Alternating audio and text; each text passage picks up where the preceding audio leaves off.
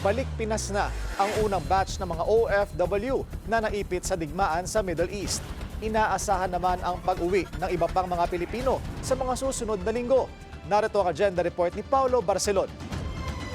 31 Pinoy mula sa Middle East ang nakauwi na Martes ng gabi matapos matenga sa Hamad International Airport sa Doha, bunsod ng airspace closure na idinulot ng Iranian missile attack sa Qatar. Kasama sa mga na-delay si Migrant Workers Chief Hans Leo Kakdak na siyang namuno sa mga operasyon ng repatriation mula sa Israeli-Jordanian border. Sa 30 nakauwi, 26 ang caregiver at hotel staff sa Israel. Isa rito si Mang Armando na 2 taon nagtrabaho sa isang hotel sa Israel. Sa loob ng isang araw, 5 alarms, 4 alarms,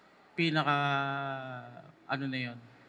Kahimbingan ng tulog mo, mag-a-alarm, bababa ka na naman, pusaakyat ka na naman. Pag ikaw na nakatira sa 7th floor, bababa ka to shelter, so pagod at puyat ang kalaban mo.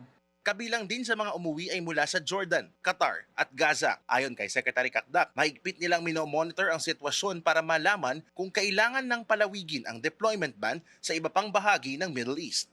The expertise belongs to the DFA along those lines, so we will have to await the alert level notices, the raising of alert level or lowering of alert levels or maintenance of an alert level. Makatatanggap ng tig 150,000 pesos na cash aid ng mga nakauwing OFW mula sa DMW at OWA at karagdagang 10,000 pesos mula sa DSWD. Mahigit 300 Pinoy ang nagpalista para sa repatriation at inaasahang darating ang mga susunod na batch sa mga susunod na araw at linggo. Para sa agenda, Paulo Barcelon, Bilyonaryo News Channel.